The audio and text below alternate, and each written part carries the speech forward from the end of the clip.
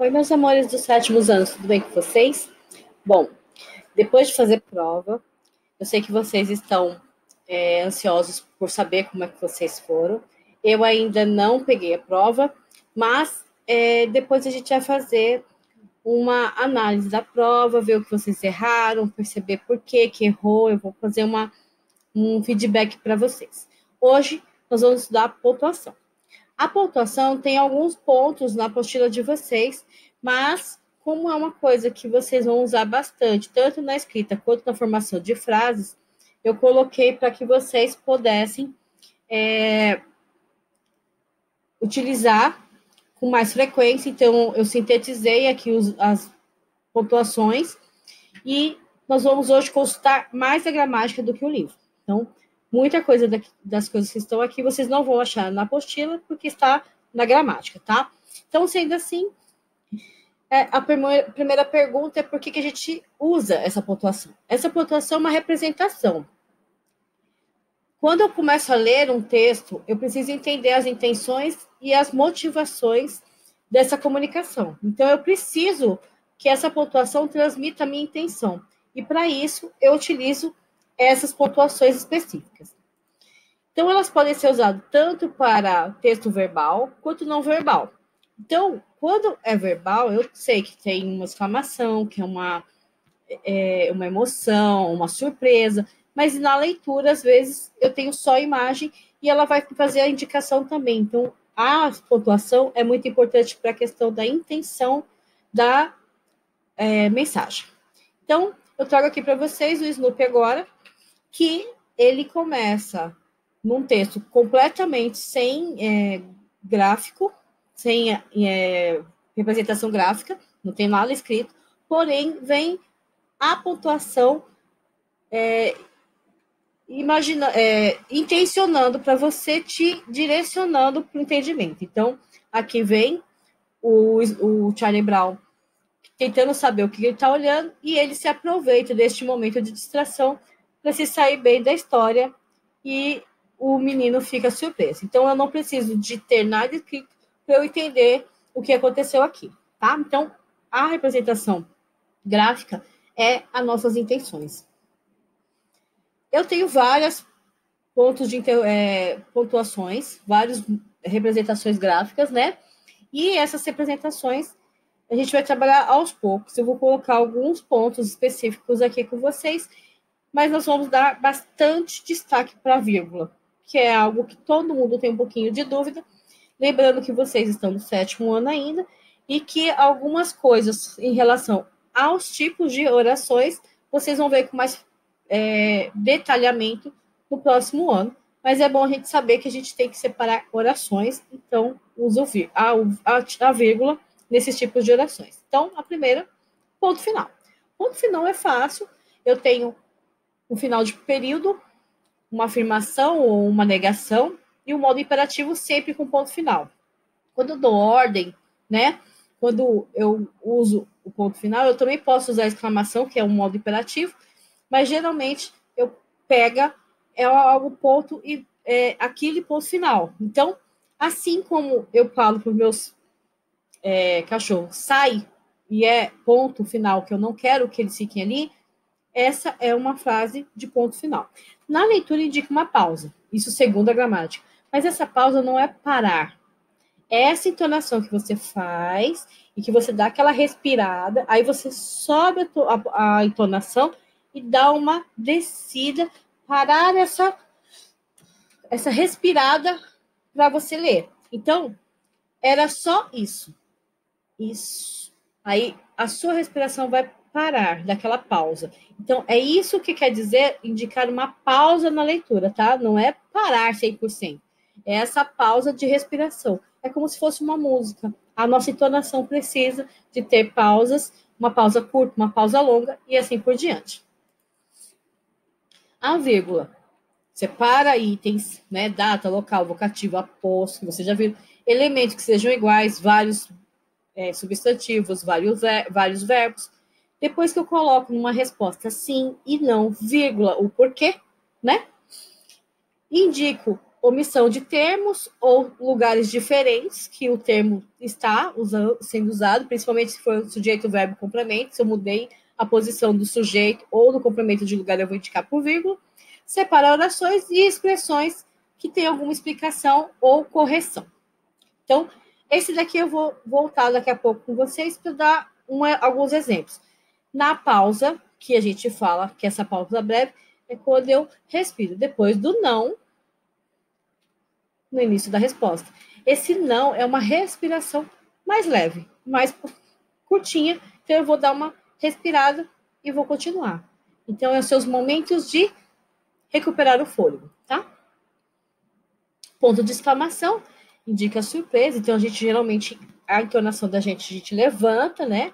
Nossa, que susto! Então, eu tenho que fazer essa entonação diferente, por isso a expressão de surpresa é usada para exclamação, interjeição e imperativo, né? E aí, ele se assemelha com o ponto final, desde que não seja questionável ou que não tenha emoção. Porém, ponto de exclamação geralmente tem essa intenção de passar algum tipo de surpresa ou de emoção. Ponto de interrogação é as questões com questionamentos. Eu posso tanto usar no questionamento direto, o que você está fazendo, ou naqueles retóricos, que é aquele que não precisa de uma resposta, mas que eu acabo perguntando por perguntar. Então, sério, tá de zoação, tá de gozação? Esse sério não quer dizer que eu quero uma resposta da pessoa, porque eu sei que é uma brincadeira. Mas aí eu preciso que tenha esse questionamento para como se eu tivesse pondo à prova. Então, é esse o uso da interrogação. Na leitura, o questionamento, você levanta um pouco a entonação da voz e desce. O que faremos? Uremos fica mais alto na entonação para que você possa fazer com que o outro represente, entenda essa representação gráfica quando ouve, porque ele não está vendo a pontuação. Parêntese. O parêntese, ele separa, né? Uma explicação, um comentário e a indicação bibliográfica, que nem vocês viram na BNT. Então, se ele dá um destaque, se ele dá ele vem com uma informação extra, eu não posso usar na rasura, porque eu não quero que as pessoas percebam que eu errei. Então, por isso que a gente não usa parêntese quando a gente erra os textos.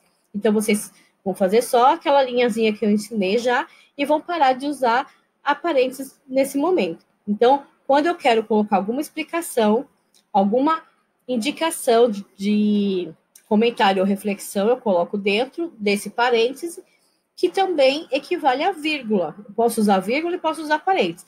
Se eu já usei muita vírgula, eu posso usar parêntese, posso usar travessão também, que eu acho legal. Porém, é legal que vocês saibam que parênteses é para inserir informação, tá?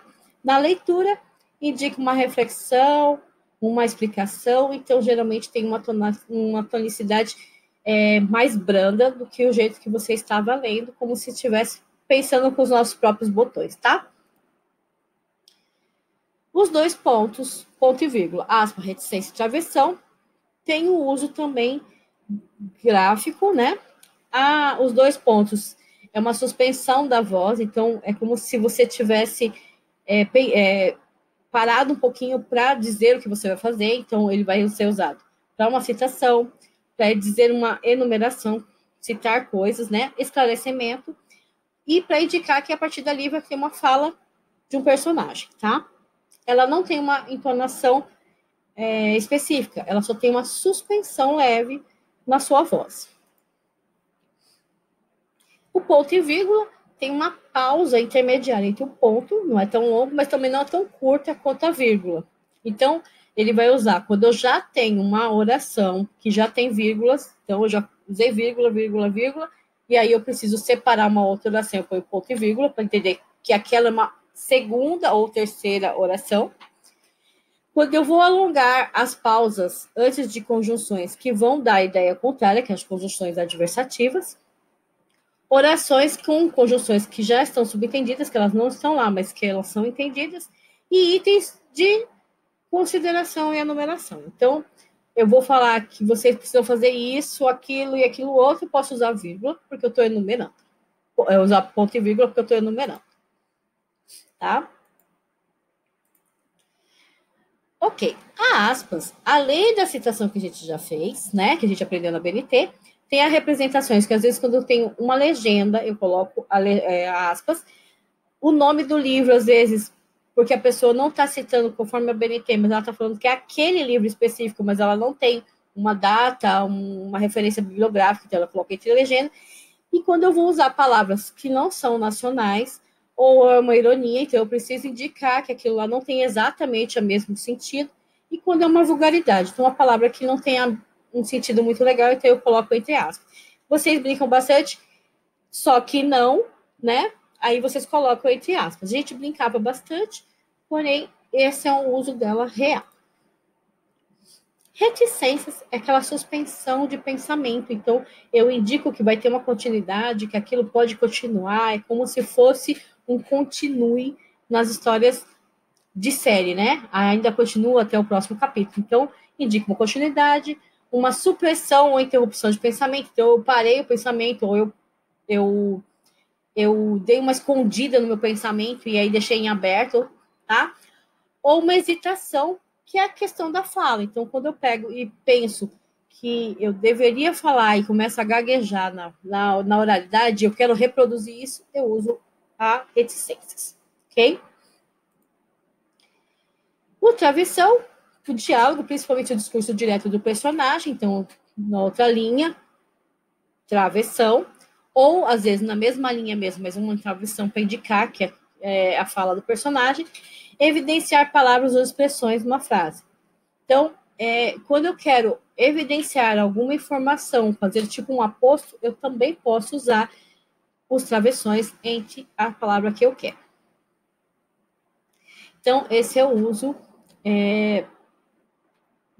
dos pontos até agora. Vamos focar agora na vírgula, né? Lembrando que não se separa sujeito de predicado com vírgula, tá? Então, eu tenho o primeiro item que a vírgula faz, são separar elementos. Data de local, vocativo, aposto, elementos sintáticos semelhantes. Verbos, substantivos, então ele precisa separar. Então, Cuiabá, 20 de janeiro. Querido aluno, Soraya, presidente da ONG. Ele viu, sorriu, pensou e seguiu seu caminho. Todos esses são elementos. Aqui, o Cuiabá é a data e o local, querido aluno é um vocativo, Soraya, presidente da ONG, é um aposto, e aqui os elementos iguais, que são os verbos, tá? Pode ser outros elementos sintáticos? Pode. Mas eu vou separar. Depois de um sim ou não no início da frase, então, toda vez que eu vou responder uma resposta direta, eu vou colocar sim, vírgula, e vou colocar o resto. Sim, quero muito sair. Tenho certeza que vocês também querem sair da quarentena. Iniciar a missão, indicar, né, uma omissão de termos. Às vezes eu já falei aquele verbo está subentendido e eu posso tirar, principalmente o verbo se usa essa indicação de omissão. Em sua cidade havia muita vegetação, do lado da sua casa, uma grande árvore. Esse havia já está subentendido porque já foi citado antes, então não preciso usá-lo, eu posso colocar uma vírgula para indicar que eu mudei a estrutura e fiz uma omissão de termo, tá? Palavras ou expressões explicativas. Então, quando eu vou explicar alguma coisa, eu coloco entre aspas, porque é um aposto, é uma função adjetiva de explicação, né? Então, eu estou adicionando uma explicação, às vezes é uma frase inteira só de explicação, de retificação, de correção. Então, ele disse tudo, ou melhor, do que sabia. Pode ser numa frase inteira, desde que seja uma explicação, tá? Mas eu posso separar por vírgula. E elementos deslocados. Sujeito, verbo, complemento. Mudei a ordem desses fatores, eu vou lá e coloco na posição correta. Então, eu gosto de doce. De doce, eu gosto. Mudei a posição do que seria tradicionalmente. Vou lá e mudo a minha vírgula junto com esse elemento. Separar orações. Esse monte de nomes de orações para o 7º ano é muito confuso. Porém, eu preciso saber que tem vários tipos de orações e que as orações, quando elas são ligadas uma na outra, que vocês usam conjunções, se não aparecer a conjunção, eu vou usar a vírgula. Então, abriu a porta lentamente é uma oração? É. Sentiu o clima? Outra oração. Juntei tudo, vírgula. Ah, professora, eu preciso decorar isso tudo? Ainda não. Mas é bom saber que ela existe. Falam muito, mas não ouvem. Então, pode reparar que tem vários verbos nessas orações e que quando eu for juntar essas orações, uma para completar a outra ou uma para passar informação, eu vou usar a vírgula. Isso para o 7º ano é o suficiente. Juntou as informações, não usou conjunção, usa vírgula. Tá bom? E a atenção principal de vocês na pontuação. Por que eu tenho que estudar isso, professor? A pontuação me serve para eu facilitar a compreensão das minhas intenções e evitar que a pessoa entenda o que eu não disse. Já é difícil controlar o que os outros entendem. Imagina se não tiver nenhuma indicação de qual é a minha intenção. Então, para evitar confusão, principalmente de uma coisa que eu poderia dizer e que eu não disse, ou a compreensão errada daquela pessoa, a gente usa pontuação, tá? Esses estudos começaram no capítulo 1, mas eles eram muito poucos para vocês, então eu completei o estudo com a gramática, tá? Começaram na página 31, e aí vocês podem consultar a gramática. Quem não tem gramática em casa pode consultar a gramática online, que não tem problema nenhum. Só tome bastante cuidado com o tipo de gramática que vocês vão olhar. Lá tem bastante coisas também, outros termos sintáticos, outros termos de jargão linguístico, né? Que vocês não precisam decorar. Basta que vocês entendam qual é o princípio, por que usa, tá bom?